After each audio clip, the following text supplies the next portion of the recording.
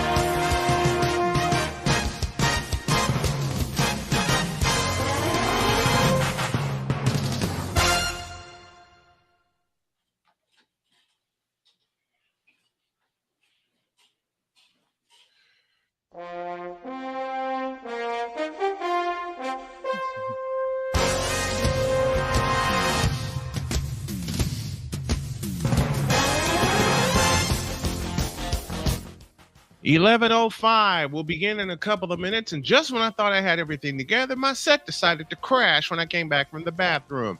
2 minutes starting now.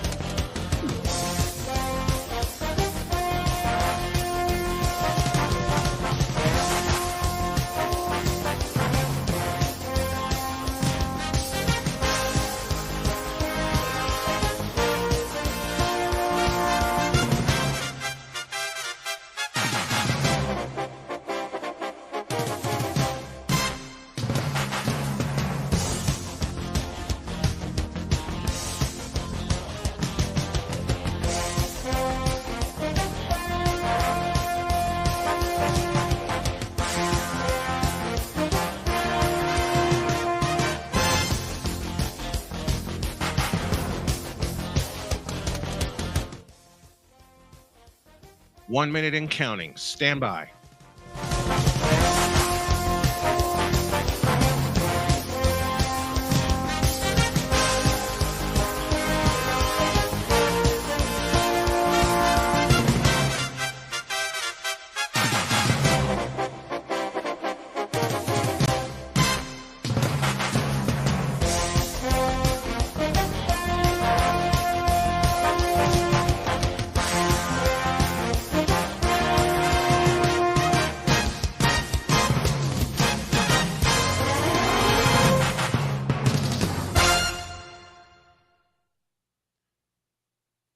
I'd like to begin with a very personal message for a fellow who decided it was his duty to make me lose a contract from Marquette Catholic, to shame my family, which included my wife, my children, and to shame my best friend, Victor. Delbert Eugene Yates Jr., you a bitch. More like you a dumb bitch. Now let's go!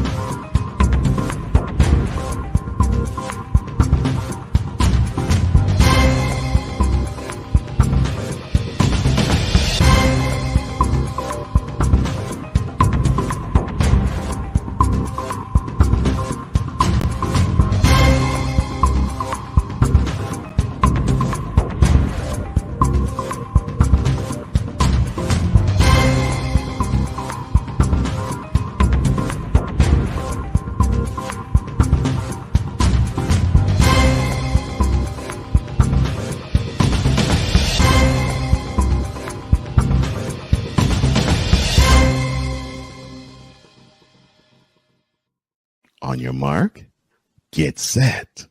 Let's go.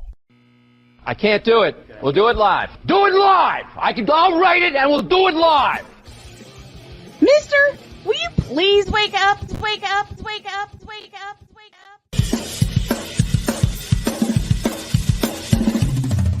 Good morning. Kevin Durant, you should have left California. This bronsexual upset me in having to bring this teenage idiot from Wisconsin into a sports conversation. Are you really surprised that the Cowboys are giving up on Ezekiel Elliott? Whoa. Hell no! Well, no one cares about baseball. Bitch, are you for real?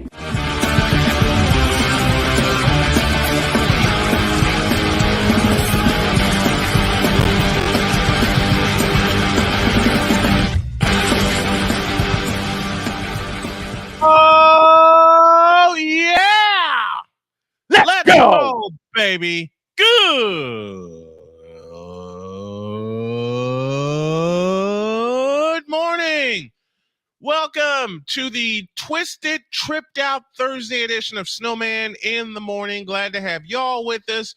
Y'all know we are stacked and packed with 120 minutes of some great sports talk as we take you on a journey with the best sports talk show in the region, across the nation, and around the world. We welcome those of you watching on YouTube via both Snowman Multimedia channels, the Shady Sports Network YouTube channel, and those of you listening on WIRU and WEISDB in Chicago, WQEE in Atlanta, KSOS in Salem, Oregon, WLEO in Baltimore, and our newest affiliate, WJKS, just south of Indianapolis, Indiana.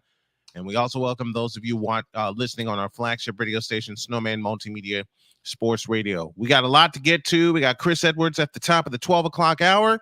And we have some plans that are in place beginning in May, as our time and length of time will change. So y'all stay tuned for that. We'll talk about all of that at the tail end of the show. This portion of the show is brought to you by BetUS.com.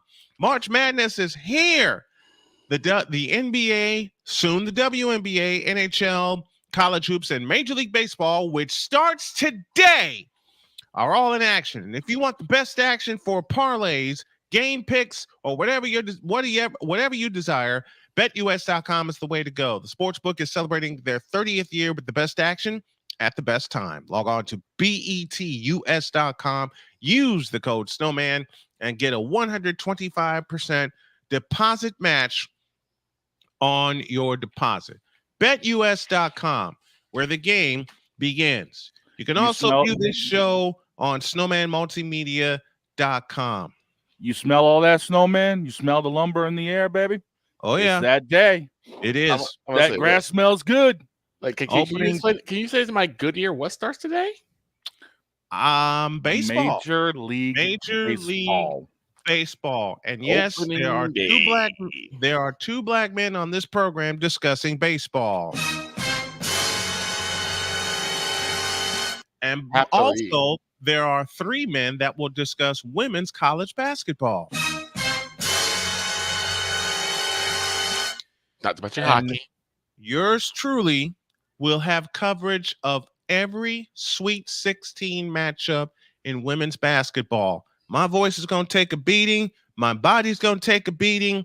But I got encouragement from my beautiful wife, and she says, women's sports is going to be your niche. Go for it. So I am doing what the wife says, and I'm going for it. I want y'all to do me a favor and allow me a few minutes to get some things off my chest because of what I read. And what I read was quite disturbing.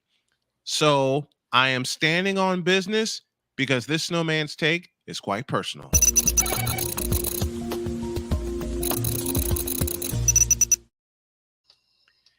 There is a gentleman by the name of Delbert Eugene Yates Jr., who I referred to in the cold open, that I am living in his head rent-free.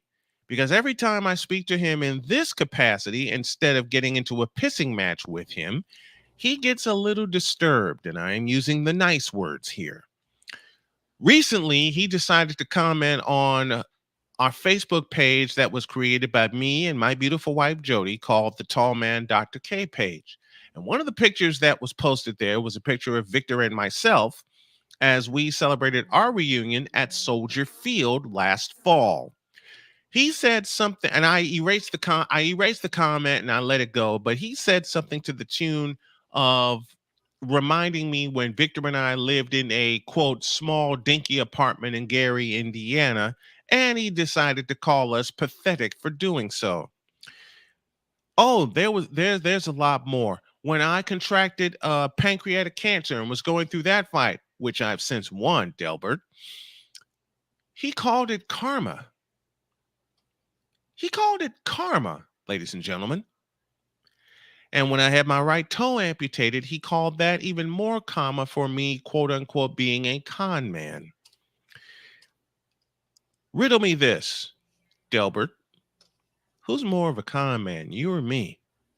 Because you decided to inform me and a lot of people that you were the pre- and post-game show host for Notre Dame football back in the 2010s. I happen to know some people, so I decided to make a phone call. And that phone call proved you false. In fact, one of the executives that I knew at the time sent me an email that said you were never, ever, ever in that capacity at WLS. And I know some people at WLS, one of which you'll see tomorrow. I know some people in the broadcast industry. This is the same man who informed the Indiana High School Athletic Association that I was, quote, inappropriately touching 2 female students at Marquette Catholic during my time there. That was him. Which was a lie. That was him. He did what? Let me say that again. In March of 2016, while the boys of Marquette Catholic, Blazer Nation, who I love very dearly, were getting ready to play their regional final against Knox, I'm getting prepared and ready to go. I had already made my payment for the remainder of that series because I was going to follow it and broadcast all of the games at Knox High School because the folks at Knox were so welcoming and so wonderful to me, even though they knew my chief team was Marquette Catholic. And this was Marquette Catholic's first season in 2A. He decided to inform the IHSAA that I was inappropriately touching 2 female students at Marquette Catholic, which, as y'all know, and those of you who know me, even only virtually, that was a lie. Unfortunately, Tony Midas, who was the athletic director at the time, had to act in accordance and had to suspend me. Later on, he told me I could never broadcast games at Marquette Catholic again because of that. So because of that lie, even though every parent that I knew at Marquette Catholic defended me and said, no, that ain't how Snowman rolls, The stigma would have remained. I was not welcome back. Yeah. Unfortunately, with a situation like that, the stigma would have remained, even though you would have been exonerated. This is why allegations like that are so dangerous, especially used falsely, because of something like that. And honestly, 3 years I was at Marquette Catholic. 3 years. You know what the guys did? A hashtag started circling around. Do it for Snowman. They put it on their tape, on their ankles, and on their wrists. And the fans there, and I'll have to get a picture. The fans there had Snowman stickers on their faces. And every one of them sent me a message saying, you were missed tonight. We needed that voice. They won their sectional. They went to regional at North Judson. And I damn near made the payment to go there. Unfortunately, couldn't get a sponsor in time. So I had to miss it. But I made them a promise. I said, y'all get to Indianapolis, I'm going to be there. Unfortunately, they didn't because they lost to Bishop Knoll by 3 points.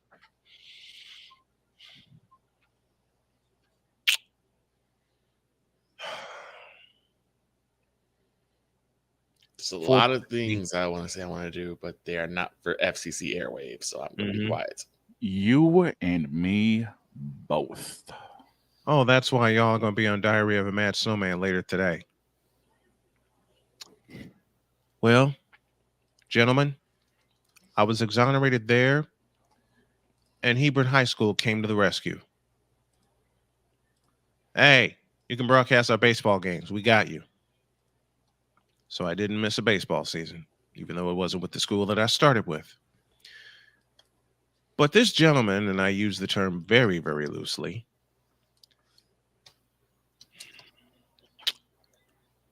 has made fun of my wife, has made fun of my children. He has called me a failure on many occasions, especially the time that I was locked up in the mental hospital in Michigan City, Indiana, which turned out to be the best 7 days of my life because it got me back to being me. And just randomly, and I mean very randomly, finds pictures of me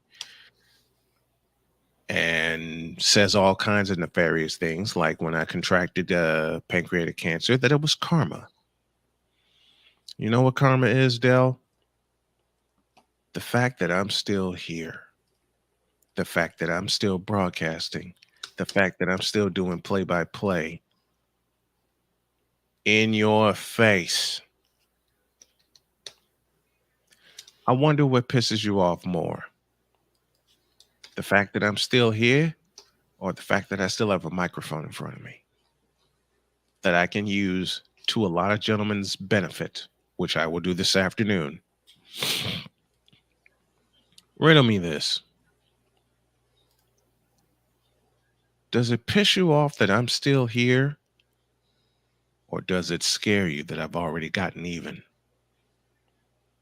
Does it piss you off that I've gotten even? Or does it scare you that I got more up my sleeve? And to close this very personal Snowman's take, does it piss you off that I'm still here? Or does it frighten you that I've beaten cancer, beaten the odds, and I'm still doing this and laughing in your face every moment I'm in front of this microphone? I'll have a lot more to say later this afternoon, but for now, that is Snowman's take. What is yours?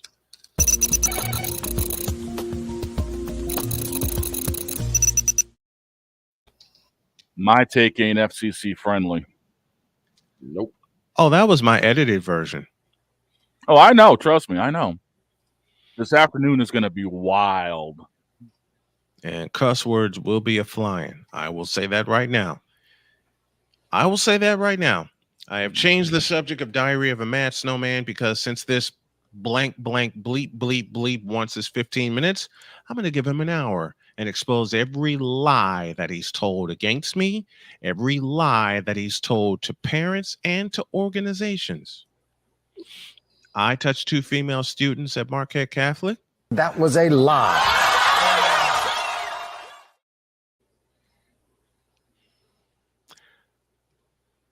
Oh, man, there's more, but I will save it for this afternoon because if I unleash it here, then 120 minutes will fly by and we won't get to the subjects that we need to get to.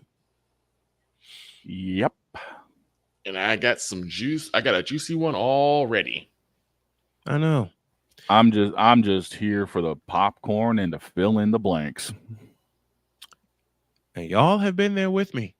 Yep. I appreciate you. Oh, and Dell, 3 words.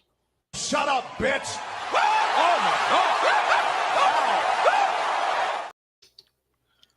I better go to a break.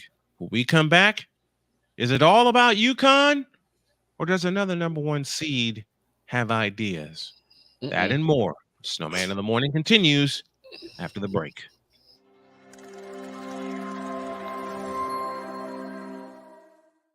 Everything Boston. I love you morons. New Kids on the Block, New Edition. Dear whatever the law firm is. Sincerely, the U.S. Supreme Court. Ben Affleck, Matt Damon. Go yourself again, Jason Whitlock.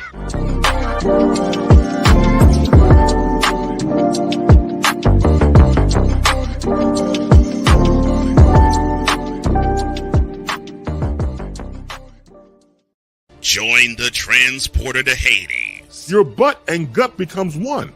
Join the reformer of hooker whores. This is my daughter, Placenta Booty Johnson. Join the bronze claw. Whenever you are in distress, take off your baseball cap and throw it in the air. Join your very own superhero of broadcasting, Chris Bass. So whatever color crown they get, they palm it and do 2 circles, and that translates to, I can beat up black people. As he takes you through the week's paces in Baseline. Live every Saturday at 8 a.m. Eastern, 7 a.m. Central, No, Pacific Time Zone people, just stay asleep when this is on live and just catch the recording. Oh, I'm sorry. Exclusively on the Chris Bass YouTube channel.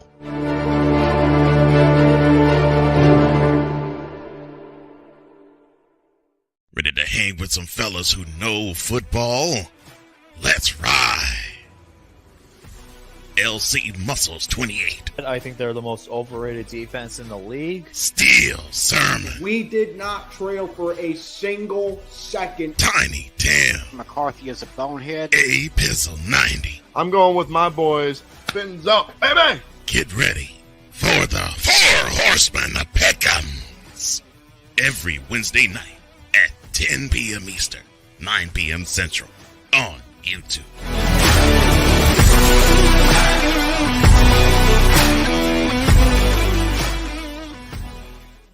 Mister, how do you operate this Twitter thing or this Instagram Instagram thing or whatever the heck. You're supposed to know all this stuff. Anyway, welcome back to the show. Booty! I'm sorry. Booty! Sounds Chris like we're talking Bates will about be most of the on. number one seeds here. Chris Bates will be on with us tomorrow for that.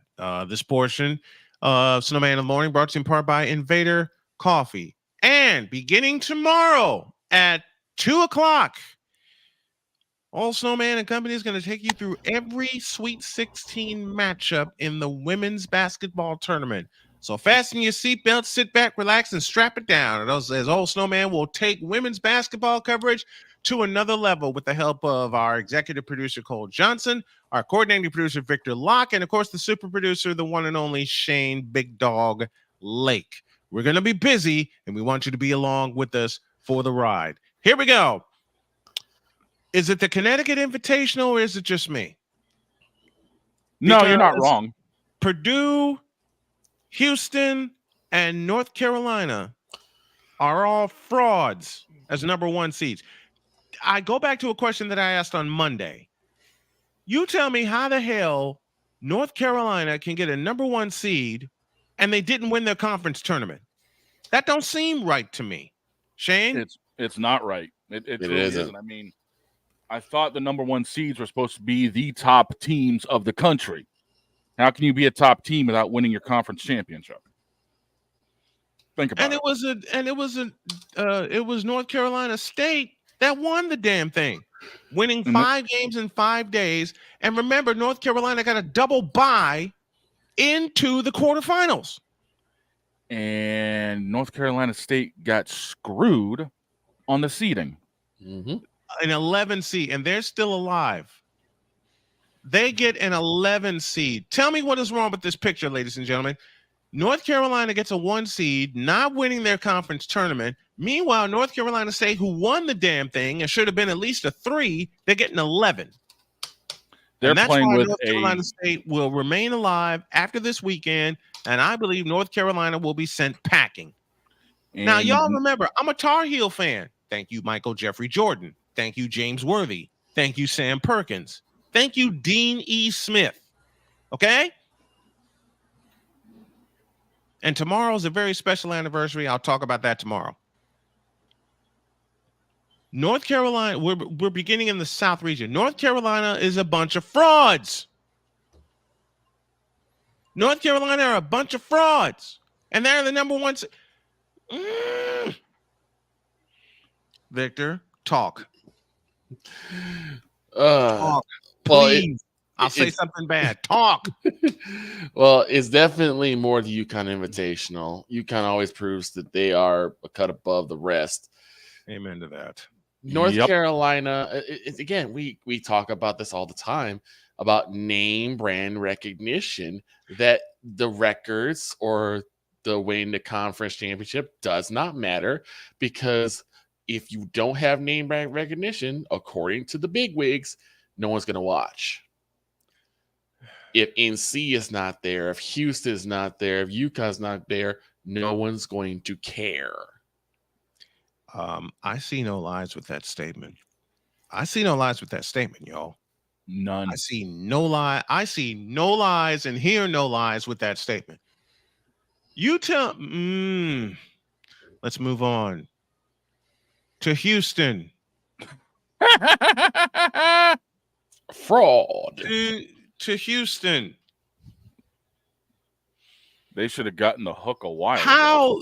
Okay, the rule, and I know this to be the rule. I will say it again. I know this to be the rule. The rule of the NCAA tournament, thank you, Jim Valvano, survive and advance.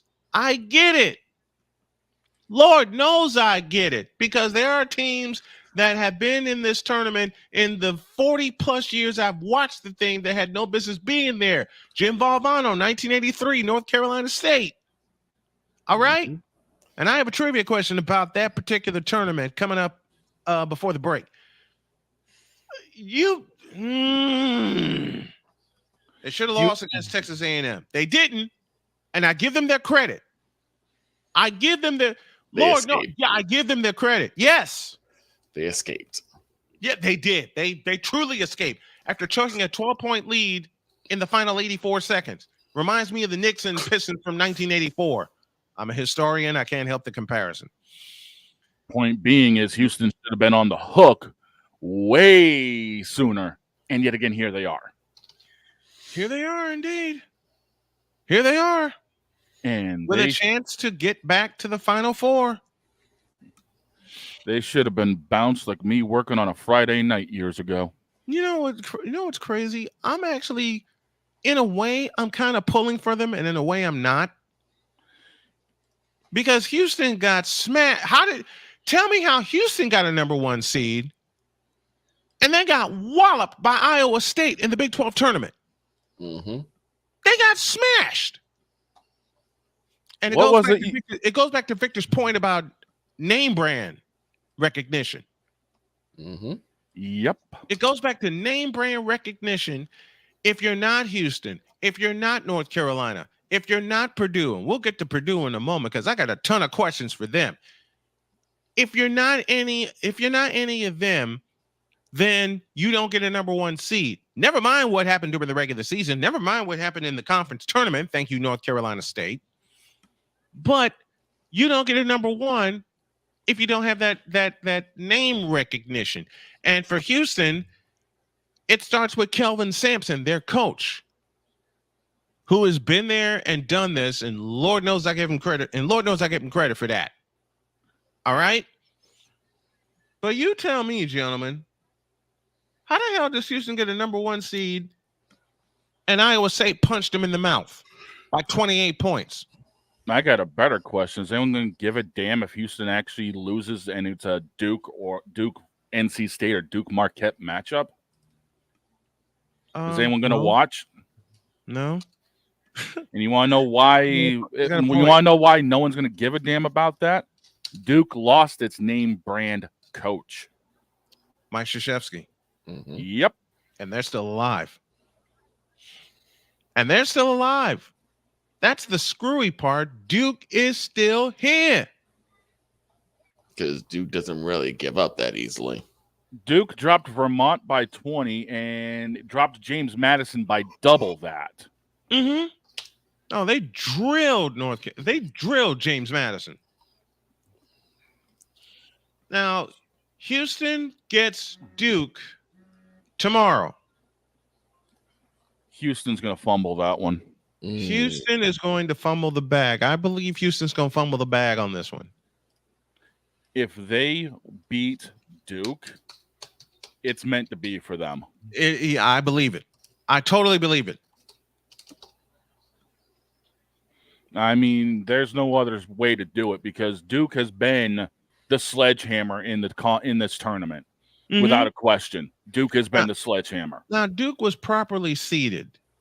Duke was properly seeded. Yeah. Okay. I'd give them a 3 4. Yeah. I would. I totally give them a 4. Totally.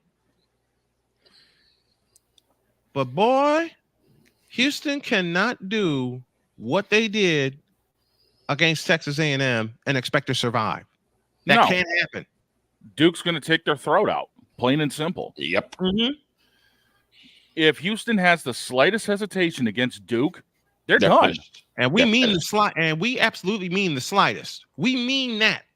We mean the slightest. The slightest bobble, Duke will capitalize, and they'll take them to the cleaners. Blow them to smithereens.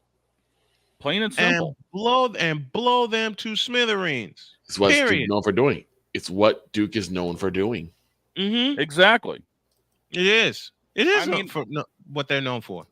I mean, I'm looking over the rest of the results here in the brackets, and there are really no other games outside of Houston smashing Longwood, the 116 matchup, that's anywhere close to what Duke has done. No, there isn't. UConn and Stetson, 91-52. That's it. That's UConn. Yeah, that's UConn being UConn. That's a given. That's UConn. That's the same UConn team that drilled my Northwestern Wildcats. Mm-hmm. I believe that was 75-58. I'll have Shane look that up and confirm that for me. I think that count was 75-58. Yes, it was. But that was UConn. Okay.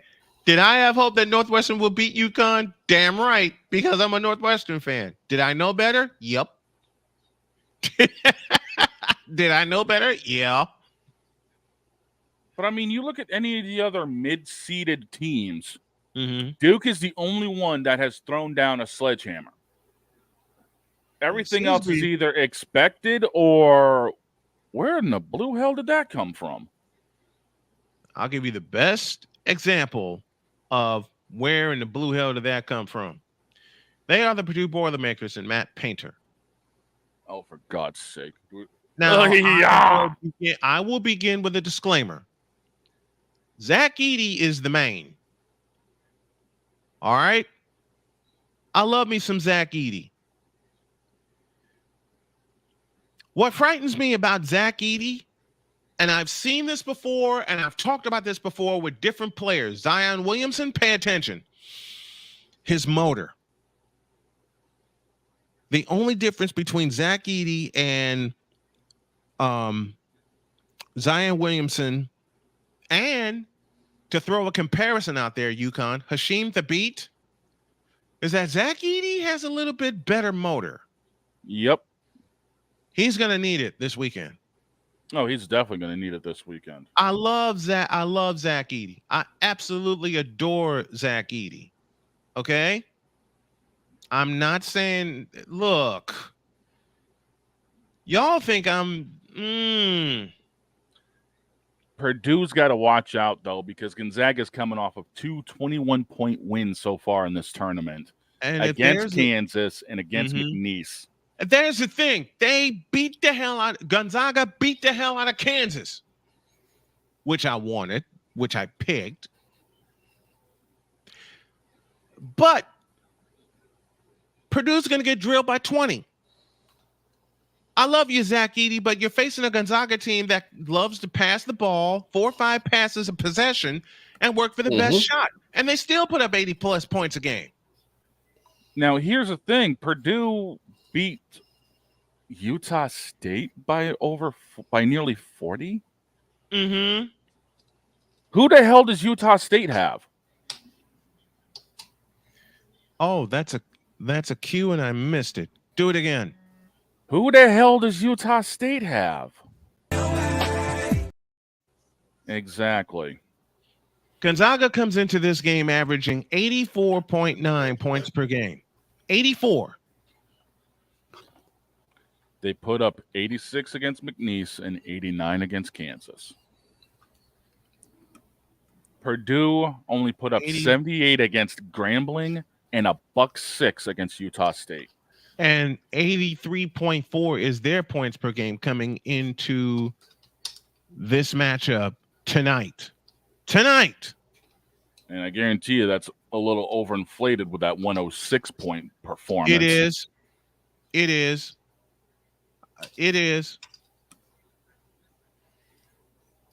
Meanwhile, the team that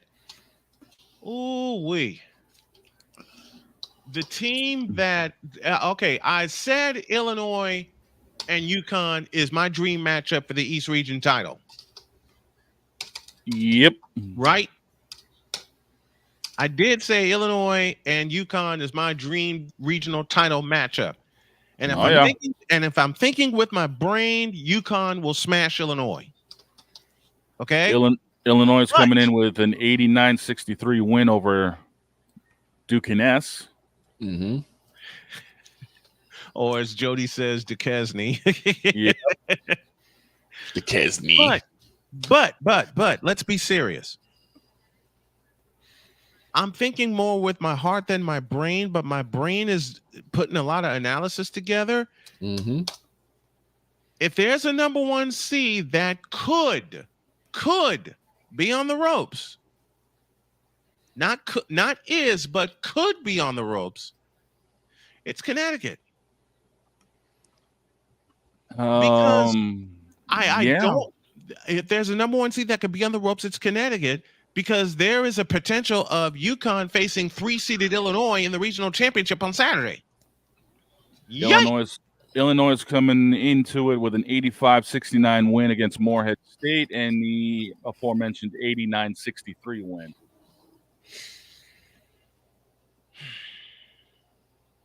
Let's take a look at the match.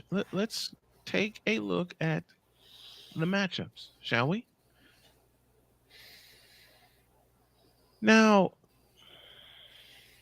April 8th is the national championship, which means April 8th we're gonna be busy yet again. I've never done a national championship. I will this year. Let's take a look at UConn. UConn plays San Diego State in a championship rematch in the East region. Illinois gets 2-seeded Iowa State. So 5 of the top seeds are still alive in the East region. And the 4th seed that got taken out was Auburn. Auburn lost to Yale, which means Auburn's coach should be sent packing. San Diego State beat up Yale, and now UConn's going to beat up San Diego State again. Pretty much. Yep. Utah's going to beat the hell out of San Diego State. Illinois and Iowa State are going to tangle. And I got Illinois winning that game.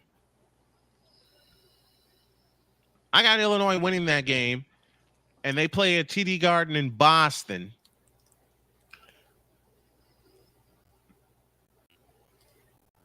TD Garden in Boston or Boston. Boston. To the West Regional.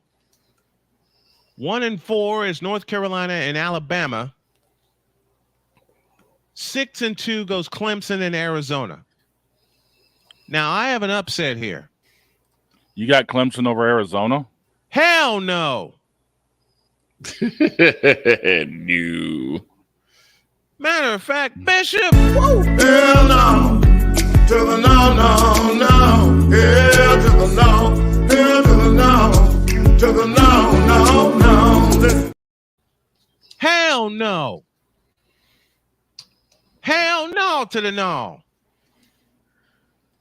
My upset is Arizona beating North Carolina. Should those two meet in the West Regional Championship? Ooh. I have number 2 Arizona beating top-seeded North Carolina or 4-seeded Alabama because Arizona's going to drill Clemson. Yeah, they should. The Arizona Wildcats are going to beat the piss out of Clemson. That's the West. That's the West region. In the South region, 1, 2, 4, and 11 remain, and they're in Dallas. 1-4 is Houston and Duke, and we're all in agreement that Houston goes down. Yep.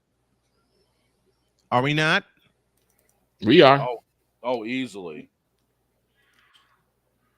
I have another upset. Bye-bye, Marquette. Oh. Bye-bye, Marquette. You think Marquette's gonna get shredded? It won't even be close. Wow. The ghost of Jim Valvano. I keep telling y'all, the ghost of Jim Valvano remains. Yeah. I mean, hell, John Calipari is going to come back to Kentucky after he got beat by Oakland. And we did, Victor, you and I have seen Oakland University in action. Yep. We were at Chicago State for many years. You sure have. Marquette is gone. Marquette is gone. Y'all heard it here. Marquette is gone. This is a gritty North Carolina State team. And not only do I say North Carolina beats Marquette, and I'm going to make Shane's eyes pop out with my next statement, North Carolina will also beat Houston or Duke. I think North Carolina State will come out of the South region. That honestly wouldn't surprise me. guts alone. North Carolina State's playing with a chip on their shoulder. Fuck yeah, they are. Oops, I swear. I'm sorry. Both of you. I censored myself, Victor. I didn't. So, I'm sorry. Point being, NC State has a chip on their shoulder the size of the Grand Canyon because of how they got screwed in the seedings. Oh, absolutely. And I don't blame them. And it's going to happen. It's going to be another argument about how our selection's made. Because it will remain an argument until they fix it. Because it's always these really glaring mistakes. If you're going by the standings, if you're going by the record, this is a total mismatch. It should be a total mismatch, but it's a total mismatch in favor of North Carolina State, in my opinion. I'm just saying that NC State should have been a number 1 seed. The old powdered wigs in the room don't know what they're doing. No, they don't. And then to the Midwest region to finish this off before we go to break. Gonzaga's going to drill Purdue, and I don't give two blanks about Creighton and Tennessee. I don't. We all know Tennessee's going to walk it. They're walking that dog. Yeah, and then they're going to get dog walked by Gonzaga. Oh, yeah, easily.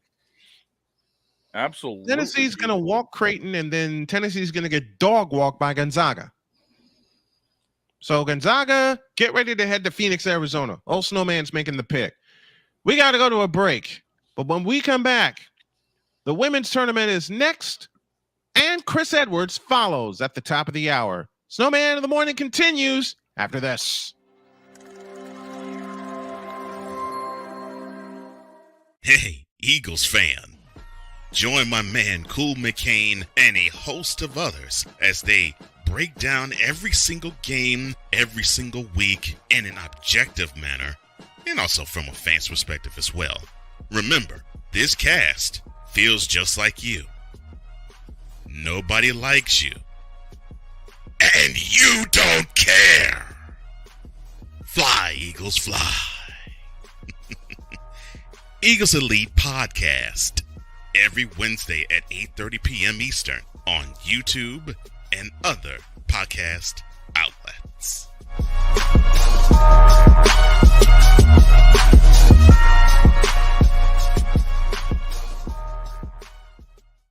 Everything Boston. I love you morons. You kids from the block. New Edition. Dear whatever the law firm is. Sincerely, the U.S. Supreme Court. Ben Affleck, Matt Damon. Go yourself again, Jason Whitlock.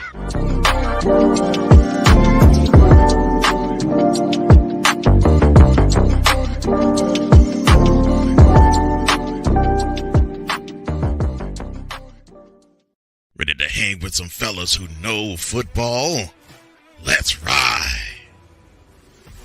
LC Muscles 28. I think they're the most overrated defense in the league. Steel Sermon. We did not trail for a single second. Tiny Tim. McCarthy is a bonehead. A Pizzle 90. I'm going with my boys. Fins up, baby. Get ready for the Four Horsemen of Peckham's. Every Wednesday night at 10 p.m. Eastern, 9 p.m. Central on YouTube.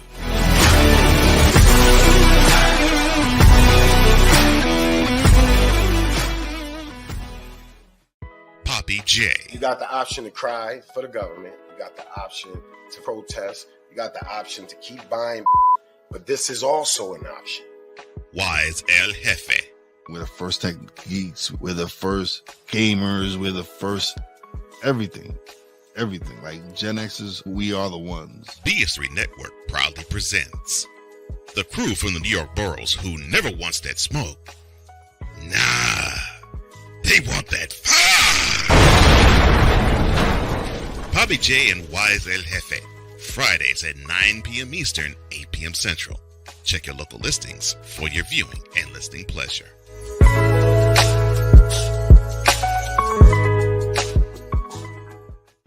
Mister, how do you operate this Twitter thing or this Instagram thing or whatever the heck? You're supposed to know all this stuff. Anyway, welcome back to the show. Shout out to one of the OGs, Wise El Jefe, and the Stuck in My Mind podcast, which is a fabulous program. You all need to check it out. It's one of the recommended podcasts on Podbean, and I'm working to get this show and my others, and one that I'm doing with Victor in the same status. It's going to take a lot of hard work. This man's putting in the work. The Stuck in My Mind podcast with some great guests, great subjects, great everything.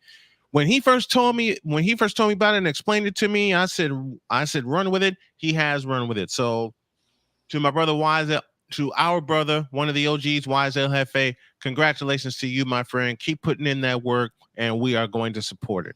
Not to mention, man, I was wondering how long it was going to take before Wise showed up when I kept saying screw New York all the damn time. Well, also, this guy has been a hard-working dude, not to mention Wise El Jefe in the AM. Also, mentality, him with the EP of all EPs, Cole Johnson. This dude's been everywhere. Yeah. Yeah. Love every minute of it. Love every minute of it. So we are proud of you, Wise El Jefe. And speaking of Cole Johnson, had a talk with him, and the morning shift with Cole Johnson is going to be on Snowman Multimedia's radio network, especially my new station, WJKS. Nice. It came to that and trying to decide if it should precede us or follow us. I'm thinking more of the latter. We're getting all the times together. Cole will not be a part of the everyday operations of Snowman in the Morning, but he is still the executive producer, and his production value is unmatched and needs to remain a part of this show. 12 minutes before we see Chris Edwards from Duke University, they will play UConn at the Moda Center in Portland, Oregon. Damn. Yeah. In our women's basketball discussion with that intriguing matchup. And when I say intriguing, ladies and gentlemen, hoo-wee. That's going to be the barn burner of the bracket. Yeah, it is. Yeah, it is. I mean, I'm not even going to trip about that. You're looking at Duke that's put up 75 and 72 against a UConn team that's put up 86 and 72. Mm-hmm. So it's going to be a battle of probably who's going to have the better defense late in the game. What did I say? What did I say with the women's tournament? War of attrition. War of attrition. Thank you, Victor. War of attrition, indeed. That's what this is going to be between Duke and UConn. Oh, yeah, it is. Lord. Yeah, it is. Yeah, it is. And I'm here for it. I am too. I'm here to see. I'm listening to Chris's call.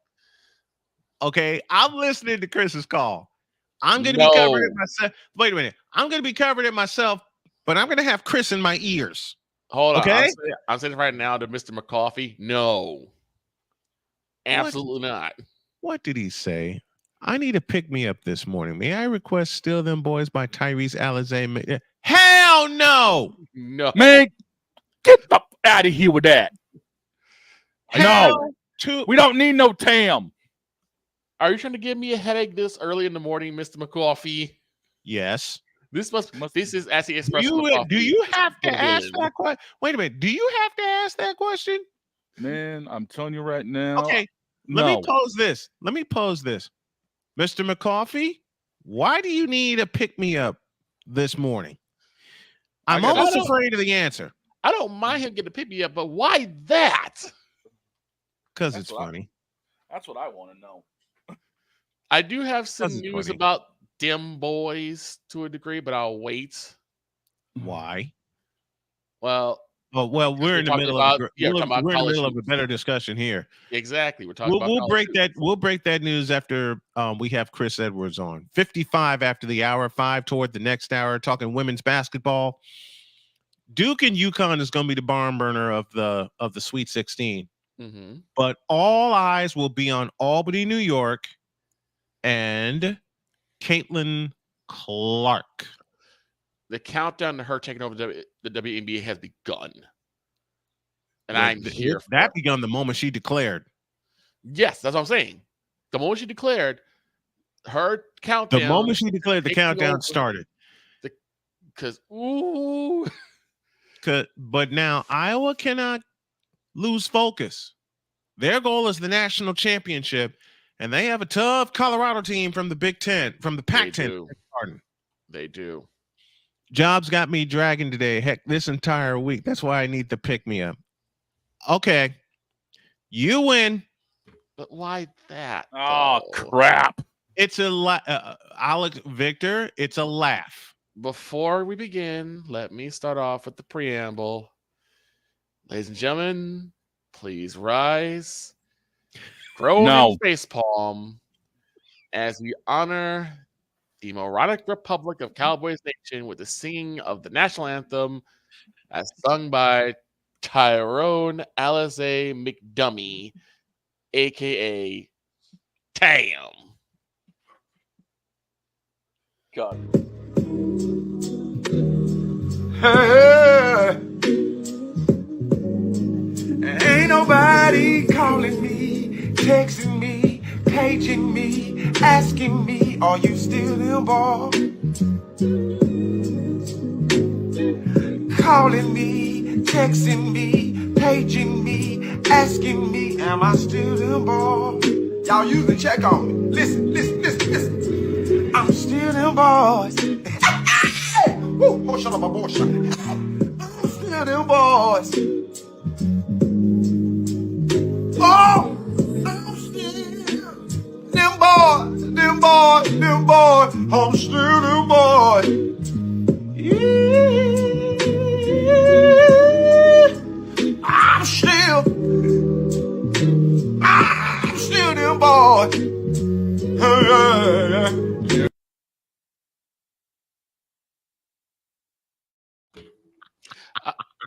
I just lost like IQ points. I feel like YSL Hefe right now. When I say the following phrase, what did I ever do to you? Mr. McCarthy? What did I do? What did I ever do to you? Speaking of Wise, I saw the chat, Wise. Yes. We are going to talk later. Oh, but screw New York! I Victor, love to see these guys. I love it too, Victor. Yes, I was asked to give this to you. What's that?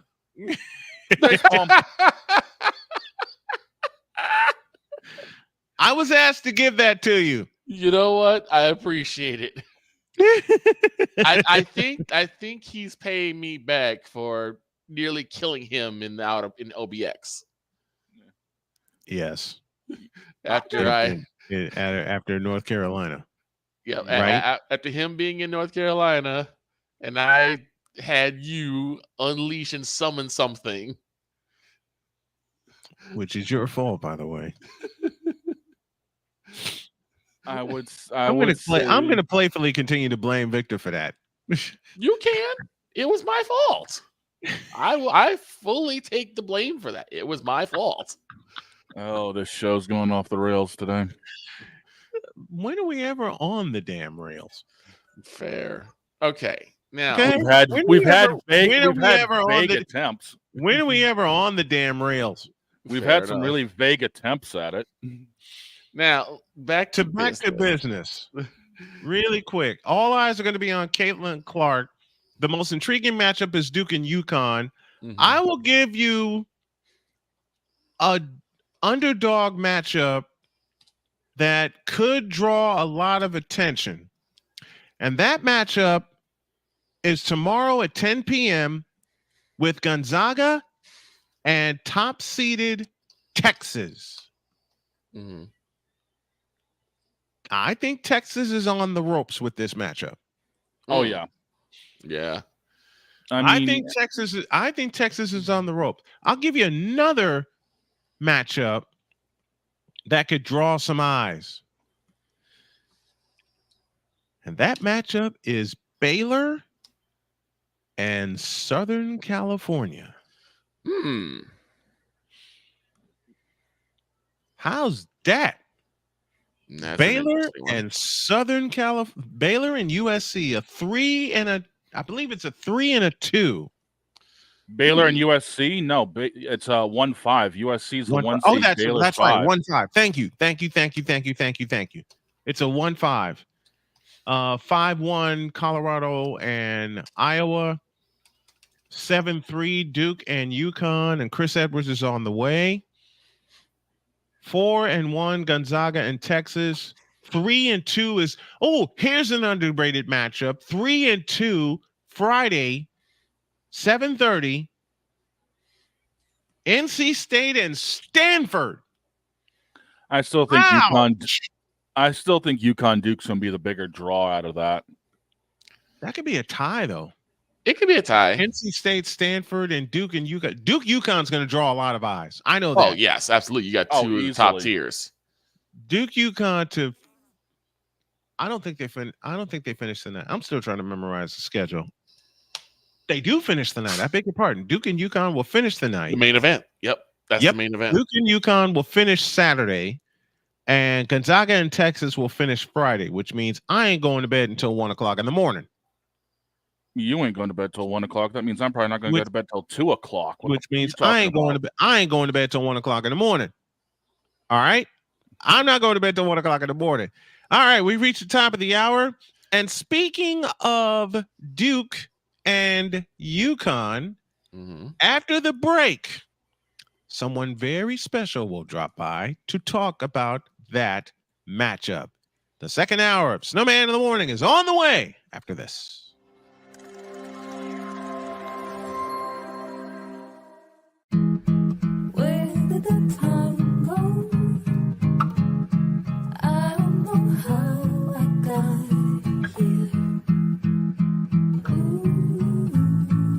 You've done the hard part. You quit smoking. Now do the easy part and get scanned for lung cancer. If you smoked, you may still be at risk, but early detection could save your life. Talk to your doctor and learn more at savedbythescan.org. If you talk and they will hear you. We all want our kids to grow up safe and healthy, so we show them how. And we tell them with honest conversations that let them know what we expect. Not just one time, but every chance we get. That's especially important when it comes to alcohol and other drugs.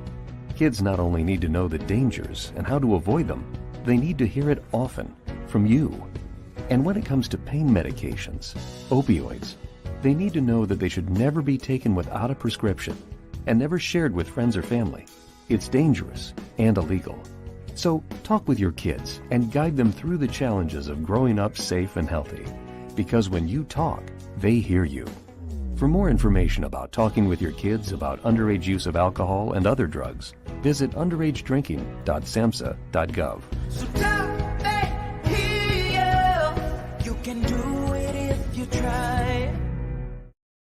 He was only 58 years old when he passed away. That outcome could have been different. Colorado happens to be one of the worst states for radon levels. It's in our ground, and it seeps up. The more you breathe radon, the more chance you have of DNA being hit and the cell mutated. The EPA estimates 22,000 lung cancer deaths a year caused by radon.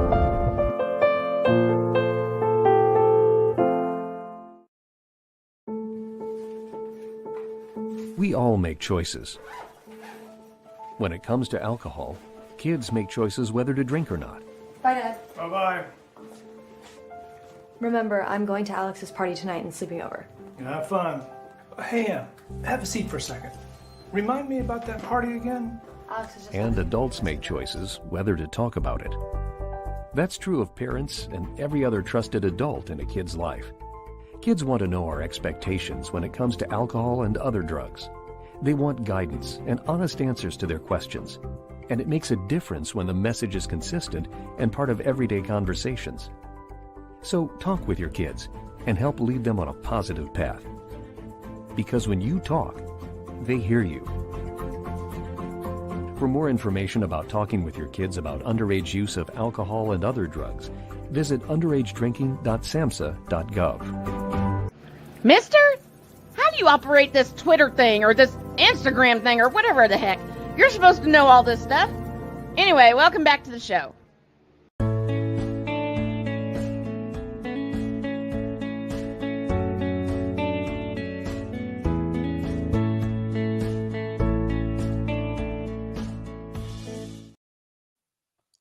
2 is here, and it's presented by Invader Coffee, aiming to serve one of the highest quality organic air-roasted coffee beans sourced from free trade farms all over the world.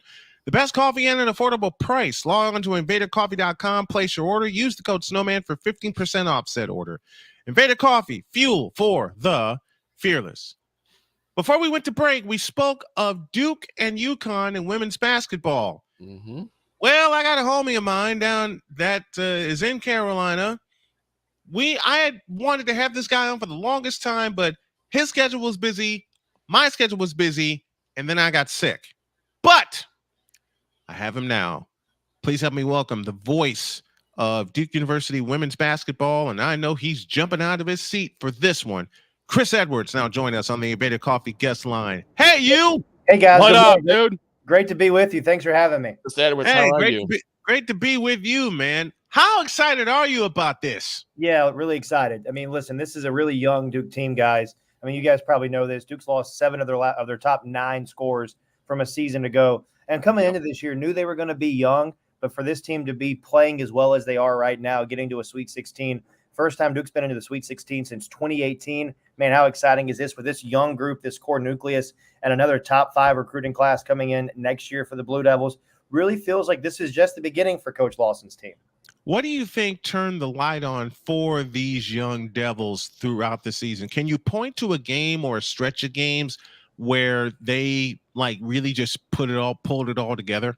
Yeah, I mean, it's been kind of up and down, right? It's a young team. So I made the analogy earlier. It's like 2 steps forward, 1 step back, right? Yep. And Duke has played a really challenging non-conference schedule. You look at the schedule this team put together: Stanford on the road in Palo Alto, South Carolina, the USA women's national team, Richmond, who Duke saw in the first round of the NCAA tournament. I mean, the list goes on and on and on. Toledo, who won their league or was going to in contention to win their league, right? They challenged themselves for moments like this. They played Virginia Tech, split with Virginia Tech, split with NC State, split with North Carolina. All of those teams are in the NCAA tournament. So they were battle tested. I don't know that there was one game, guys, or one stretch of games. I mean, listen, beat Florida State at home by 40. You beat Georgia Tech at home by 40. Then you have a couple games where it just didn't go your way. Louisville on the road didn't look great at NC State. But I really think the loss to NC State in the ACC tournament, that was one of those back and forth, grinded out kind of games. Had a chance to tie it at the end, missed a 3, and then Duke got a week off. You got a chance to get healthy, got a chance to work on themselves, go back to some fundamentals. I think that really helped. And then you go to a place last week with just a tremendous atmosphere in Columbus and a great road win for Duke. I do think it was that week off between the conference tournament and the NCAA tournament that kind of got everybody on the same page. The win y'all had in Columbus over Ohio State by 12, and y'all trailed by double digits in that game. About 16, yeah. Down 16. I had a chance to look at that game and make some notes myself. Down 16, and you win by 12. I looked at their body language. You and I have talked about this so many times off the air, man. I looked at their body language. They were not shaken at all, even down 16. It's like they knew, okay, we got them right where we want them. And then all of a sudden it flipped. I don't know if down 16 is right where you want somebody. But sure. I mean, but listen, this is a team that's done this all year. You look back in November, they went out to Stanford and were down 14 in the first quarter at Stanford and came back and forced overtime and nearly had a chance to win that game over a top 5 team. So listen, I'm not going to sit here and tell you that we want to get down by 16 points against UConn on Saturday. I don't want that to happen. Now we can get up by 16 and win by 26, and I'm okay with that, but I don't let's win some of these games going away. This old man doesn't need all this stress in his life about how close these games are. But the point being, there's nothing that's going to surprise this team, right? They've seen it all. They've been up 16. They've been down 16. They've come back and win. They've won tight games. They've been in time and score situations. That's why Coach Lawson schedules these games, is for these experiences in March, so that when you get here, you've seen everything. You've seen a box and one. You've seen zone. You've seen man. You've seen teams that have great players. Nothing's going to surprise you, because you know what? When you get to the second weekend in March, everybody's good. Oh, for sure. And the one thing that this team has had that most young teams hasn't, that most teams have not displayed yet this year, confidence. Mm-hmm. Yeah, I think so. And you know what? It's not just one player, right? I mean, it's Reagan Richardson went off in the first and second round. She had 25 and then 28 against Richmond and Ohio State, respectively. But Ashlyn Jackson has scored in double figures, I think, in 6 of her last 9 games. Then you've got freshmen like Alucia Conwell, who comes off the bench and was the ACC 6th Player of the Year. Kennedy Brown in the post. I mean, I can go down the list. I mean, this is a team that's got 13 players, and all 13, 14 can play. I mean, everybody on the roster has seen time this year, and you can pinpoint to a game at some point this year where everybody's made a contribution. Everybody has impacted winning at some point this year. And I think that's, to your point, a really good point. Everybody's confident. Everybody knows that when my number is called, I can go out there and contribute. And I don't know that you can say that about every team that's left in the NCAA tournament. Oh, easily not. Chris Edwards joining us here on the program via the Invader Coffee guest line out in Portland, Oregon. And now you get Paige Beckers in UConn. You're going to get a loud house at the Moda Center because we talked about this before the break. This is the most intriguing matchup, I believe, of the weekend. 7th-seeded Duke and 3rd-seeded UConn in a matchup that in your mind expected to happen, but on paper wasn't supposed to happen because you had number 2 Ohio State in front of you. Take a look at this matchup, and what do you see with this matchup against the legendary Gino Auriemma and the Connecticut Huskies? It's going to be a loud house in Portland. Give me 3 keys to your game on Saturday against UConn. What do the Devils have to do to spring this upset? Yeah, well, I'm still diving in on the Huskies. That's a big part of today. We don't play till Saturday, so today's a big part of diving in on UConn and looking. I watched their last game against Syracuse on Monday just to see who we would play. Obviously, we played Syracuse earlier in the year. But listen, I don't care if UConn's got 17 healthy players or 7 healthy players like they have right now. Anytime you've got Gino Auriemma on the sideline, they're going to be prepared. Yes. I do think that one of the big keys for Duke, and this has been the key, I think, for Duke all year long, take care of the basketball. I mean, this is a team that has had a propensity at times to turn the basketball over.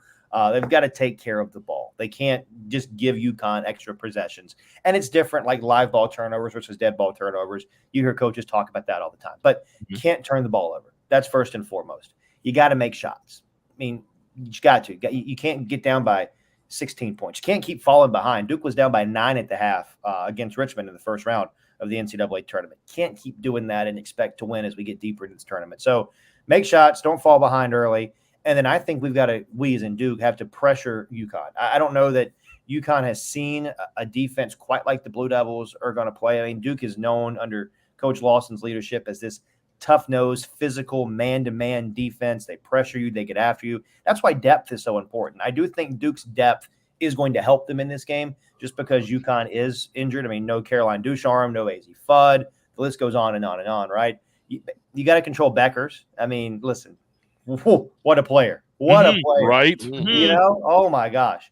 But you know what? Even if you control Becker, they've got Nika Mule, who lit Duke up last year in Portland, as a matter of fact, in the PK 85. And then you've got Aaliyah Edwards in the post. I mean, you got 7 healthy players, but you got 3 All-Americans. Like, you know, and I get AZ Fudd's on the bench. And she's injured, and I get Ducharme's hurt. But you know what? It's UConn. It's UConn. And at some point, you just got to get over the fact that it's UConn, right? It doesn't matter who it is. You hear coaches all the time talk about playing a nameless, faceless opponent. And that's what Duke's got to do. Just make UConn another nameless, faceless opponent. Go out, make some shots. Don't turn the ball over. Execute your game plan, and you'll be in a good position. I'm not going to say you're going to win the game, but if you do those 3 things, you're going to put yourself in a position to win the game. And that's what it's about this time of year. Give yourself a shot at the end of the game to make a play to go to the Elite Eight, something Duke's not done since 2013. He is Chris Edwards, the play-by-play voice of Duke women's basketball as they get ready to face the UConn Huskies on Saturday in Portland, Oregon. And I know I'll be paying attention to that game and listening to this guy's voice carry us home. Good luck, my friend. Have a great call on Saturday. Great to be with you. Thanks for having me. Chris Edwards joining us here on the program, and he's right. The turnovers have to be limited for the Duke Blue Devils to spring this massive upset. And let me come back to you guys. How massive would it be for them to spring this upset? It'd be major.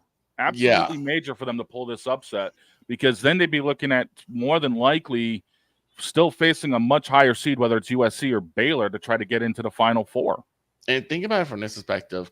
The triangle has had most of college basketball in a bit of a stranglehold. Yep. If it isn't UNC, it's Duke. If it isn't Duke, it's UNC. If it's not either one of them, it's NC State.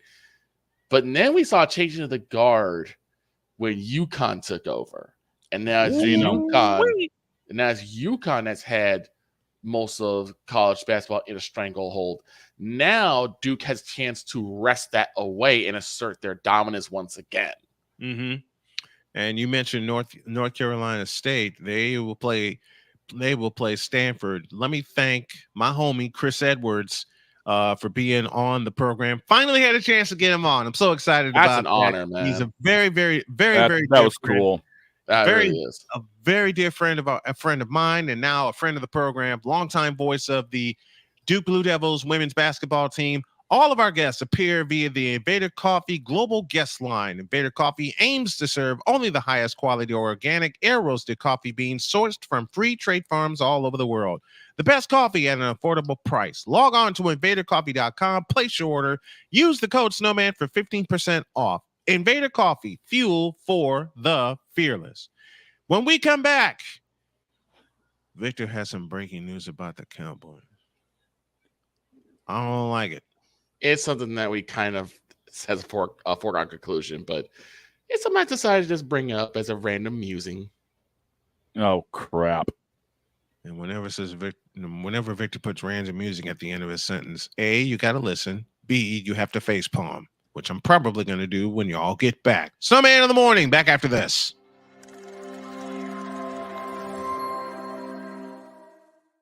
Everything Boston. I love you morons. New Kids on the Block, New Edition. Dear whatever the law firm is. Sincerely, the U.S. Supreme Court. Ben Affleck, Matt Damon. Go yourself again, Jason Whitlock.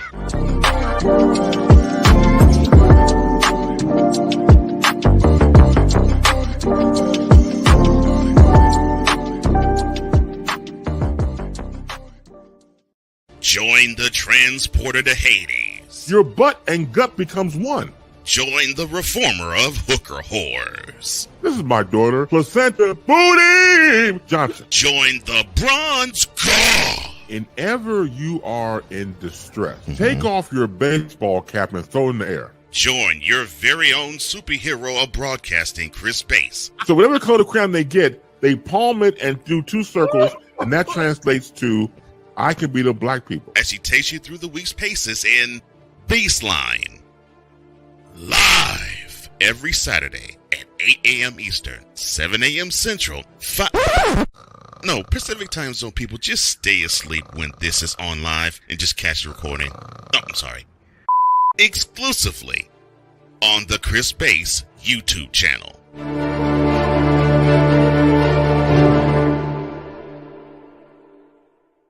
Ready to hang with some fellas who know football? Let's ride. LC Muscles 28. I think they're the most overrated defense in the league. Steel Sermon. We did not trail for a single second. Tiny Tim. McCarthy is a bonehead. A Pizzle 90. I'm going with my boys. Fins up, baby. Get ready for the Four Horsemen of Pick'ems. Every Wednesday night at 10 p.m. Eastern, 9 p.m. Central on YouTube.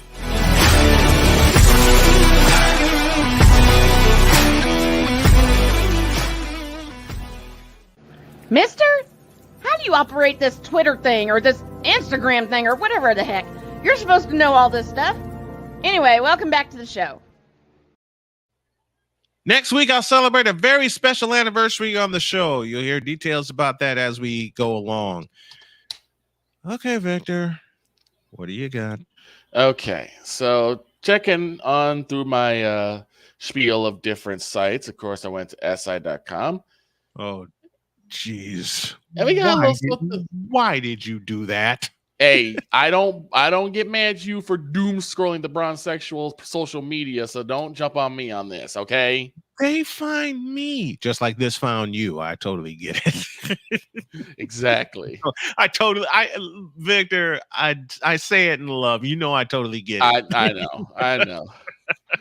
So, for what I gather, we know that this year is going to mark the end of that ridiculous deal that was done earlier for Dak Prescott's extension. Are they going to kick him out? They may be. Really? Because now you have my attention. Because according to Ian Rappaport, there has yet to be any indication that there will be a new deal coming up for Dak and the Cowboys, which means that Dak might end up becoming a free agent and staying out. Yes. For me as a Cowboys fan, it's a win-win because in the unlikely event that Dak Prescott does well, and yes, I said that for a reason. Thank you.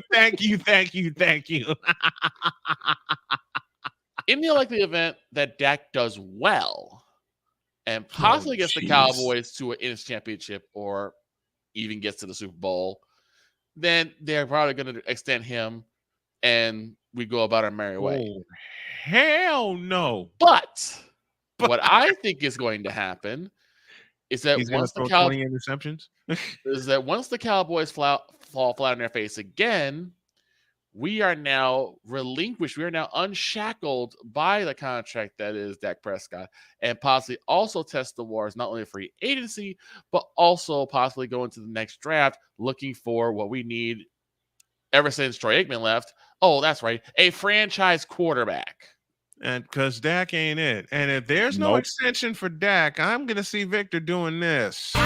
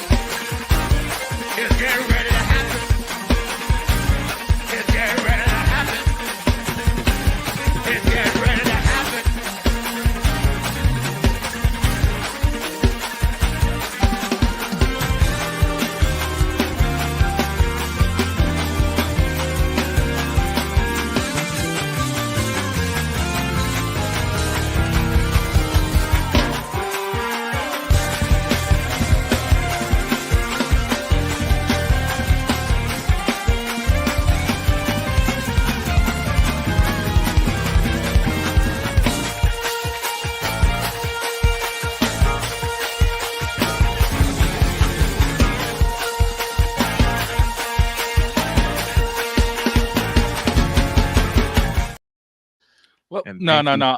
EP of all EPs for that clip right there. I got one better, man. Victor is gonna blow his legs out Vince McMahon style and still be dancing when that's all said and done. I got 2 left feet, a tendonitis ankle, and 2 bad knees, and I'll still be doing it. Same. Now, all of this again. I'll blow both my ankles out. I got 2 left feet. Okay, let me just go ahead and say it. I got 2 left feet. Me, dance? Hell no. Can't do it, won't do it. Thank you, Brother Wise, for the compliment. Here's the other thing. And yes, Brother Wise. We love you. Thank you, Wise. And I hope Wise, I'm gonna set it up where you, Cole, and everybody can have access and come on back. All right. I know you've been busy, but we'd love to have you back. JJ is with us. Opening day roster is finalized for the Phillies. Who? No. Here's the thing. Now, JJ. I'm kidding. All of this is left with speculation because we still haven't got the draft yet. We still don't know what's going to happen. Right. There is plenty of time for the Cowboys to, hit themselves in the head and say, "Let's give Dak another extension." That could definitely happen. Yes. Having said all that, this is probably the best opportunity for the Cowboys fans, because it's time for us to face facts. When it comes to the bright lights, when it comes to the prime time, when it comes to the real nitty-gritty, he ain't it. Dak Prescott has appeared shorter than Mini-Me on top of a stepladder and the smallest hell in the cell. It's how it is. And I'm gonna use one of Snowman's quotes. Find a lie. Oh, you bastard! I just chipped a tooth laughing.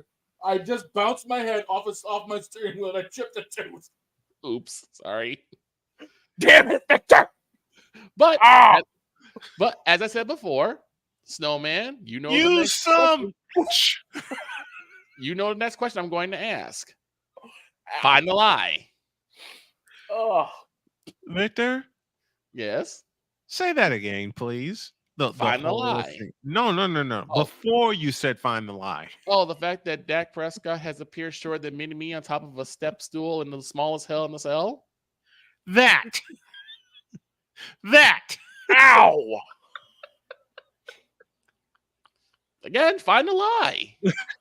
No lie to be found. He doesn't have it. And he never has No had it. lie He has, to be found. he has the talent, but he does not have the mental capacity to take on adversity. A step stool. In the smallest Mini-Me. Wait. Smaller. Mini-Me. Smaller than Mini-Me.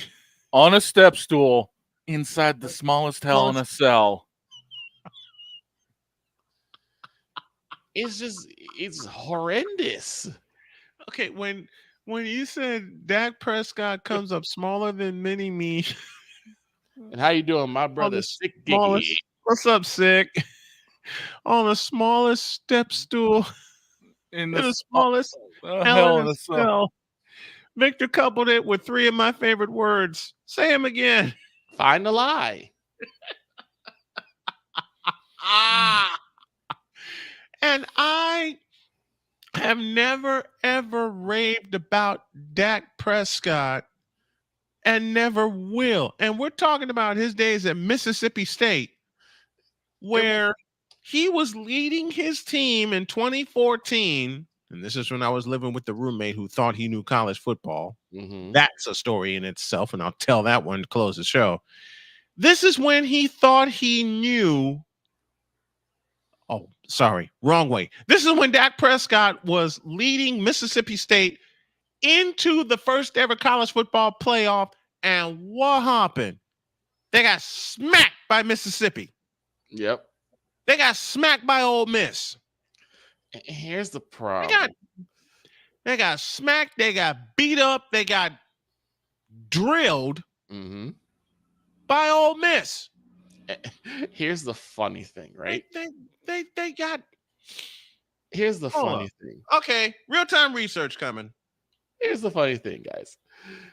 We were only a year removed from JJ, otherwise known as Gerald Jack Daniel Jones. Dear God. Proclaiming that Dak Prescott is our quarterback of the future. And it will be foolhardy to give up on him. Well, apparently you're about to.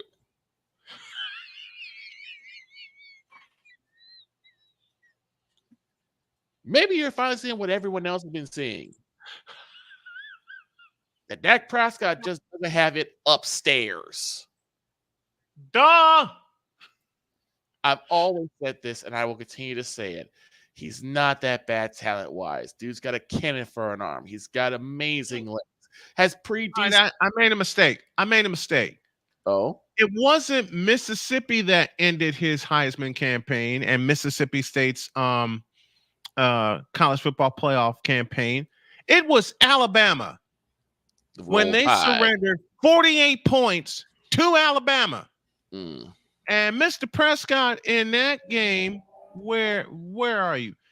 He rushed the ball 22 times for 82 yards. Okay. He threw for 290, 2 touchdowns, 3 interceptions. Gee, that sounds addictive what we've been seeing as part of Cowboys Nation, haven't we? Since y'all drafted him. He sucks. Now, I said this before. I continue to say it, and I will continue to say it. He's not this bad talent-wise. The dude's got a cannon for an arm. He's got really good legs. He's been mobile. Correct. Very mobile. He's got decent vision when his offensive line wants to help him. He's got the tools to work, except what's upstairs. Yep. And what's upstairs ain't much. He's this bad head-wise, and he's this bad heart-wise because he always gets so doggone dejected after a loss. It doesn't really pick himself back up the way he should. Mm-hmm. And it's really becoming a problem because the way he feels, guess what? The rest of the Cowboys feel the same way. Fool. As much as it hurts me to say this, i.e., week 5. I must tell this story. When I did that game, Cowboys and 49ers, I will honestly say that I went in a little bit apprehensive. Why? Because the Cowboys gave us all kinds of hell in the divisional round matchup. The play that rescued the 49ers, and you guys know which play I'm talking about, the play that rescued the 49ers and sent them on their way to Philadelphia was what? Play action. The miracle catch by George the Animal. Oh, the Kittle catch. George the Animal Kittle. And I always said that was just George Kittle having such amazing concentration to pull that ball, because he should not have pulled that ball in. He shouldn't have. He really should not. He had no listen, George Kittle had no business making that catch. None whatsoever. None. Absolutely And Trayvon zero. Diggs was ready to drill his ass. Trayvon should have drilled his ass. He should have, but the problem was Trayvon Diggs was ready to drill his ass. The problem is that Trayvon over pursued and got the angle wrong, which really springed Kittle to be able to make that catch. And for those of you who missed it, this is the catch. Purdy. A lot of room now. Odin up over the middle. Oh, what a catch by Kittle. Are you kidding? George Kittle. Well, I'll tell you what, EA. That might be a play to get him a little life and a Take little a look at confidence. You're going to see Kittle. He's not even really part of the route. This is just scramble drill. Brock Purdy kind of breaks. Diggs went for the huge hit and missed. Yep. Missed badly. Missed badly. I'm not reading that. I'll read it. I will read it. Don't do it. Don't do it. Don't do it. Do not do it. 6, my man. I gotta do it for him. Do not press that button. I don't care. You have the button. I don't. I'll give breaking news. Tyrone Alize McDummy, also known as Tam, will be releasing a new track entitled "Dak is Still My Man." That's wrong. More information about the CD that drops, called "I Am Moronic, Hear Me Roar," will be coming up soon. So I realized that I think, even though it's not advertised, right, there has to be a place for stupid people. We don't know because we're not stupid, so we don't know anything about it. It's like a secret club society. Oh my gosh. So I come to the conclusion that he graduated from SU, stupid university. Yeah, and all the stupid ass letters that go along with graduating, high honors of being stupid. I can't do no more, man. Vámonos, dominos, vámonos. Stupid university, where everyone graduates. Magna cum stupid. Victor, I am cussing you out post-show. I am telling you right now, as soon as we get off the air, I am blasting your ass 29 ways from Sunday.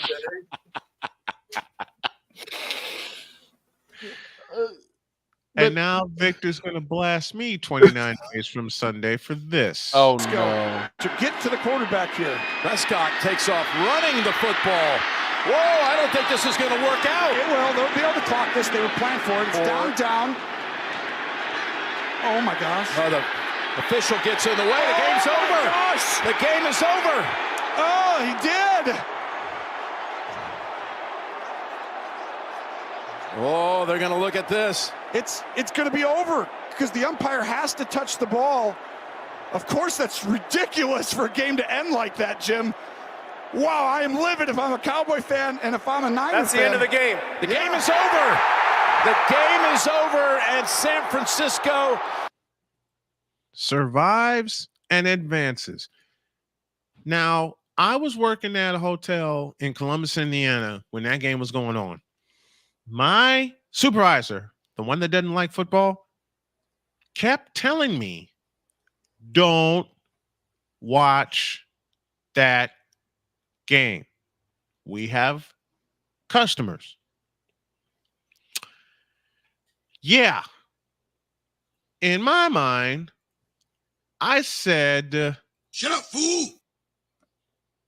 And I also said a whole lot of you. And I was working 3 to 11. Mm-hmm. So what do you think my other supervisor did? Stocked the coffee, stocked the cream, and said, what do you want?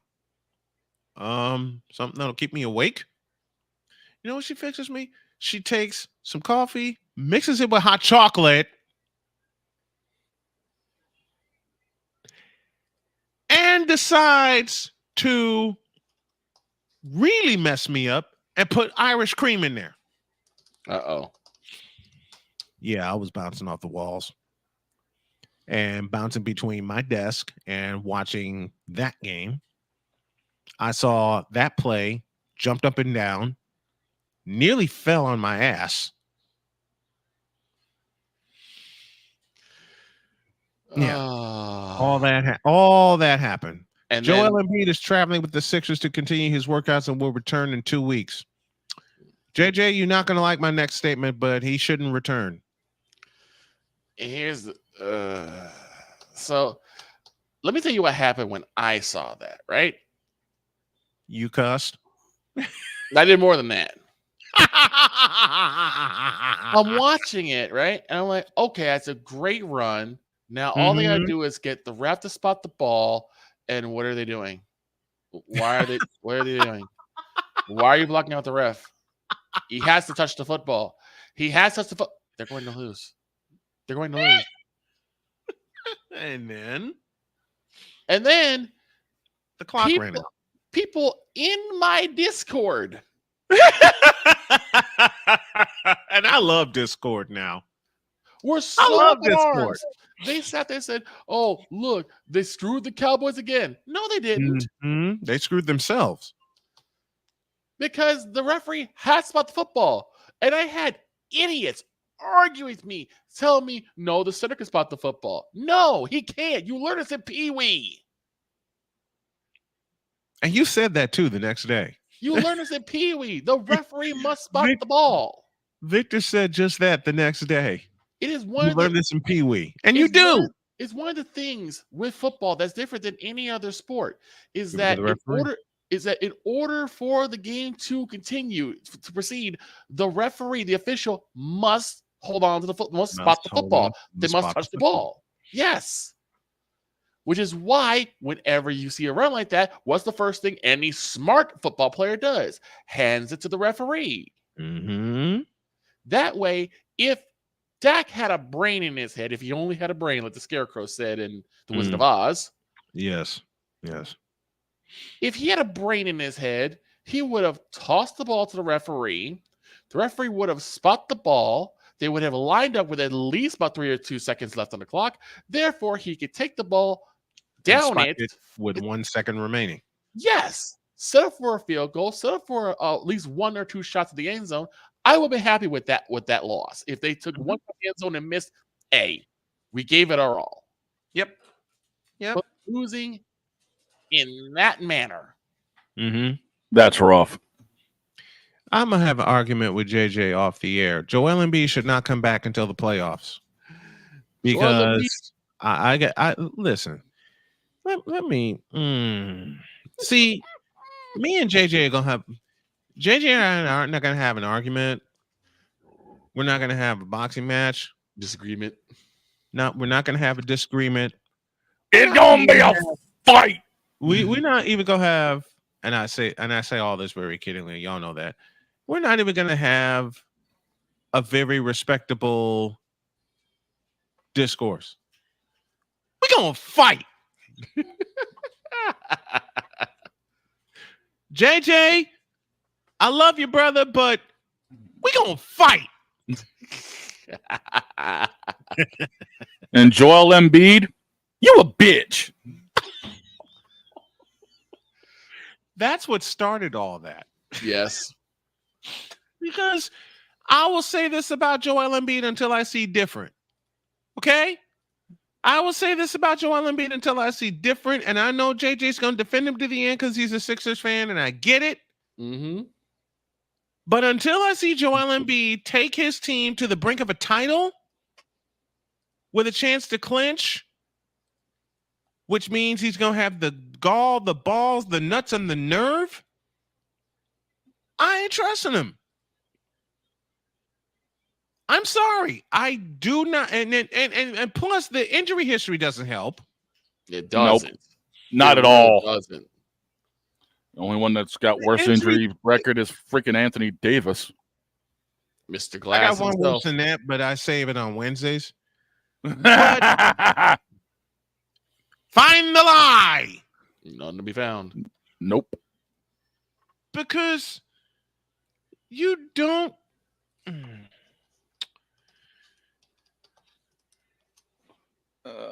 The injury history. Somehow he got an MVP last year, and I don't know how. Because he's not all. He cried. Physically, wait a minute. Physically, he's there. Okay? Physically. But Embiid ain't got it up here. I'll tell you that. He cried. The whole time. So I'm going to get socked in the mouth by JJ. He's going to throw a beer at me. No, JJ wouldn't waste a latte. He wouldn't waste he wouldn't waste a latte, and I wouldn't either. But he's gonna throw a bucket of water at me. And I gotta sit in for him on Sunday. He might even beat you with a roasted chicken. No, he's gonna beat me with two roasted chickens. I know JJ. And a Philly cheesesteak. Wait a minute. JJ loves food as much as I do, so he wouldn't waste the food. But if it's a rotten roasted chicken, he'll swing that sumbitch like Bryce Harper is swinging at a fastball right down the middle. Okay? I know my buddy. But Joel Embiid, you a bitch. Until these old ass eyes see differently. And I haven't seen it with Joel Embiid even when his days at Kansas when he kept sitting on the bench because he was injured. You a bitch. Now, I couple it with these three phrases. Find the lie and prove me wrong. The Lakers couldn't do it, and Joel Embiid ain't going to be able to do it either. And here's the thing. Does he have the ability? Yes, he does. And here's the thing. Embiid does not have an excuse anymore. No. Because the excuse that we accepted last time. Ben Simmons. He can't blame Ben Simmons because that sumbitch is out of the NBA. Thank God. Yep. He's out for the year, but he should be out with the NBA. Okay? Pretty much. He should be out of the NBA. He should have never gotten drafted out of LSU. Matter of fact, I might make that a take after the break. I don't know. James Harden's bitch ass is gone. Exactly. And that was the issues we had last year. James Harden is sticking up the joint in LA, and JJ texted me and said James Harden disappeared. Yeah, in their game against the Clippers in LA, which prompted me to say, James Harden, you a bitch. Yes, he is. You a bitch. The legendary Cole Johnson would agree. Find the lie. For God's sake, sick. Really? Oh, my leg. Oh, my leg. Oh, my leg. This opinion of Joel Embiid is brought to you by Bum Leg Orthopedics. The only thing keeping the glass man playing, Bum Leg Orthopedic. Oh, my leg. Oh, my leg. Oh, my leg. Oh, my leg. We'll tell that old my leg story off the air. A break. And when y'all get back, random musings and random rambling from yours truly. And I got a few subjects to cover. Back after this.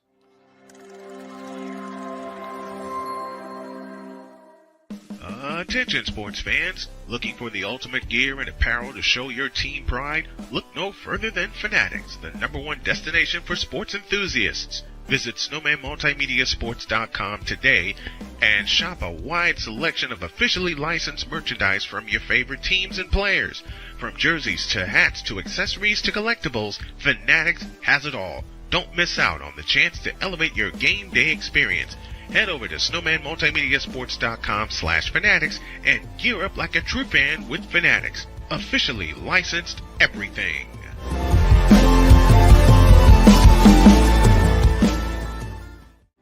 Are you ready to upgrade your coffee game? Prepare for an invasion of flavor with Invader Coffee. It's the caffeinated elixir that fuels champions, the blend that pushes boundaries. Whether you're battling deadlines or exploring uncharted territories, Invader Coffee has your back. Join the invasion at invadercoffee.com and taste the difference for yourself. Use the code SNOWMAN for 15% off your first order. Invader Coffee, veteran owned.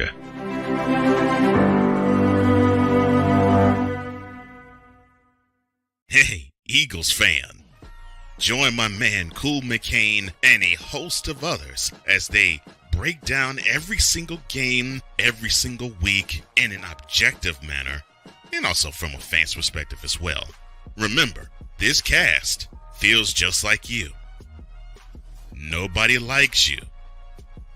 And you don't care. Fly, Eagles, fly. Eagles Elite Podcast. Every Wednesday at 8:30 p.m. Eastern on YouTube and other podcast outlets.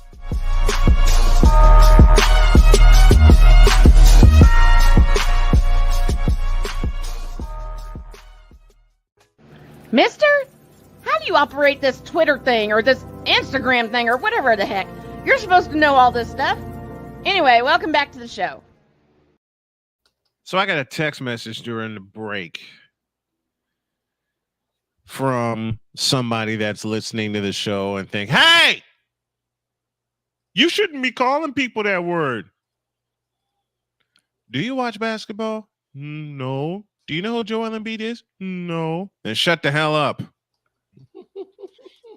Meanwhile, me and JJ were having a laugh during the break. He said, I love the disagreements. I love the fight. I'm like, JJ, you're my boy.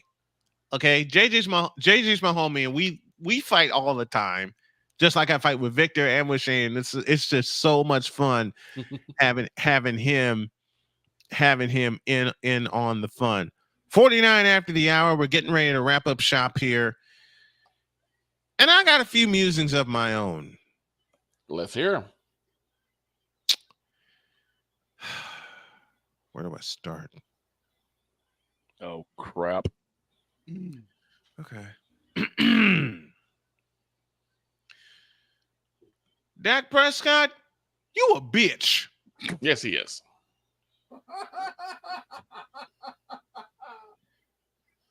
Why? Because Dak Prescott said during the year they were so confident that they were going to come to I was going to say Candlestick Park, Levi's Stadium, and beat the 49ers and Brock Purdy. Yes, that Brock Purdy put a foot in their ass.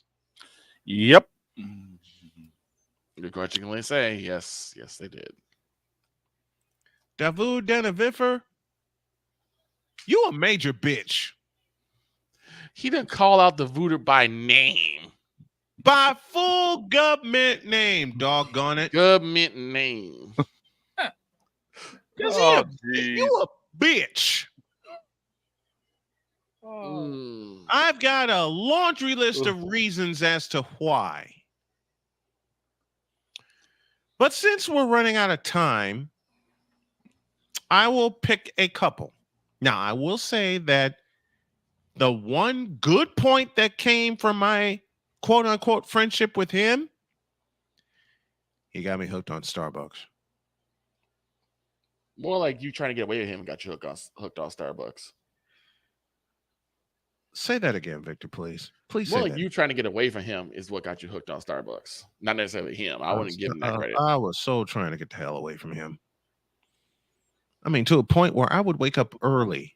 And y'all remember that. Both of y'all remember this in 2014 when I lived with him. I would wake up early just to get the hell out of the house and away from him.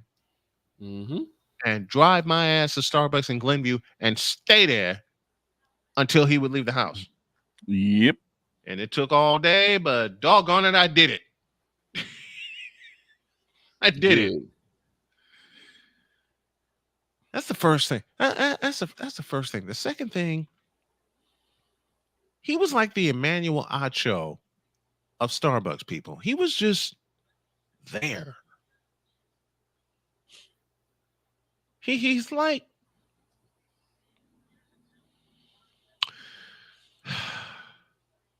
the Chicago Cubs. They're just there. You know what I mean? They're just there. He's just there. It's like Not whenever doing that, just taking up it's like space. whenever the Patriots face the New York Jets. They're just there. Tell me I'm wrong. No, you're not. Tell me I'm wrong. You're not. Not at all. I mean, they're just there, okay? And at the time, there was another shop in that complex, and I can't remember the name of it to save my life, but y'all remember Boston Market? Yes. Yep. Do you know how many times I invaded Boston Market just to get away from his ass? Too many. A whole lot. I would try to sneak food in the house. Oh, no. Didn't work. No, it did not. Oh, no. Matter of fact, one day, I went to the grocery store with my money and bought some fixins, including brats, including beer, some other stuff I cooked with. In 1 week's time, it all disappeared, and I got none of it. Oh, no. He cooked my brats. I remember this story. He cooked my brats. Oh, I remember this. There are two things I you don't drove touch. the two things you don't touch: my money and my food. You don't touch another man's beer. You don't touch another man's brats. He cooked my brats and drank my beer. My apple orchard. And you know, at the time, Victor, I was an apple orchard freak. Yep. I loved apple orchard. I can't have much alcohol now because I got organs missing. But man, I was into some apple orchard. Hell, apple orchard kept me calm. Okay? The Sure Starbucks to start the day hyped me up, but when I had to go home and deal with this village idiot, the apple orchard kept me calm. My apple orchard was gone. My apple orchard disappeared. Needless to say, I went in that room and wore his punk ass out. Yep.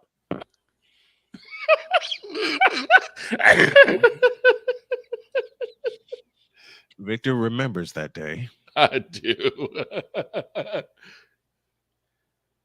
All I heard, because I got a phone call from Snowman.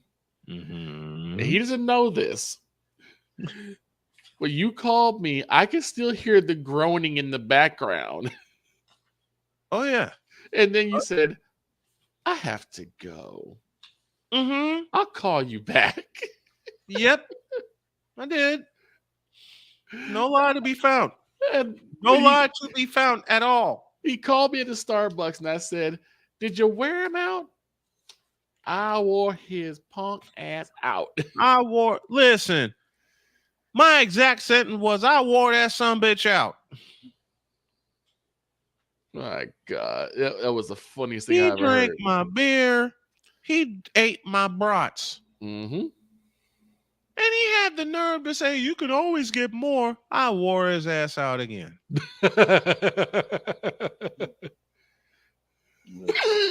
And called Shane. I called Shane. And Shane's first question to me, which was very accurate, "Why are you breathing so heavy?" And before I could say anything, Shane goes, "Oh no, what he do?" I wore it out again. I told him what happened. Shane simply said, "Handle that," and hung up. Yep. I wore that sumbitch out again.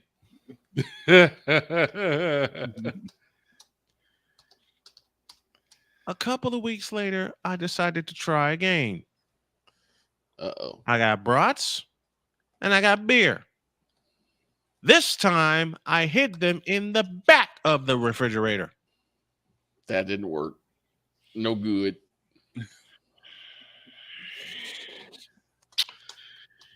He did it again. I remembered this one well. He did it again. His brother was in town. His sister was in town. His sister is a nosy little bitch.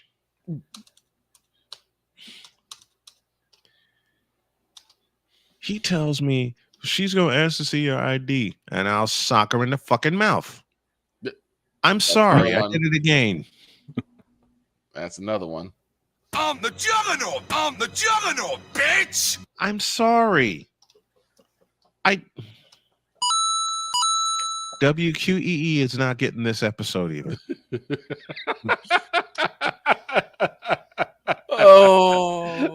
It's a good thing Monday starts a new month because I can clean up my act. Yeah. I seriously need to clean up my act. I apologize, folks. His sister was nosy. Just because you work in the because you work in the police field doesn't mean you have a right to see my blanking ID. I'm not going to show you. Yeah, I had something and then he says, "If you don't show her, she won't leave me alone." That's your problem. That's your problem, not mine. I nearly said it another way. That's your problem. Mm-hmm. Not mine. I got nothing to do with this. I take a nap, and the smell of brats woke me up. You're like, wait. I went into the room. I locked the door. I hid under the covers. You understand me? I hid under the covers, and I apologize to Ryan at WQEE. I can't give you this episode either. The smell of brats woke me up. I go downstairs. They're gone. His brother was helping to consume my apple orchard. I remember what came next. I went berserk. I waited until his brother and sister left, and then I clotheslined his ass with everything I had in me. He got wore out again. He got worn out again. That's what Voodoo's known for. I wore his ass out again. That's what Voodoo's known for. Taking L's and getting worn out. He told me the last night, he said, "Get your out tonight." All right. I went and packed my trunk. And this is 2015, October 2015. Mm-hmm. I went and packed my trunk. I'm loaded. I'm ready to go. I go back in, make sure I have everything. And you know what this sumbitch says to me? He says, "I hope everything goes well for you." I snapped and wore his ass out again. He can't even say goodbye without getting worn out. I wore his ass out again. With Voodoo and to Del Yates, for trying to get the best of me. You blew it. Capiche? We gotta go. Have a great day. God bless. Remember to make your next move your best move. And always remember, if your dreams don't scare you, they're simply not big enough. Dream big, do bigger. We are, and we hope y'all are too. Beginning Monday, we're going to have a much tighter ship. Trust me on that. We're out of here. See you tomorrow.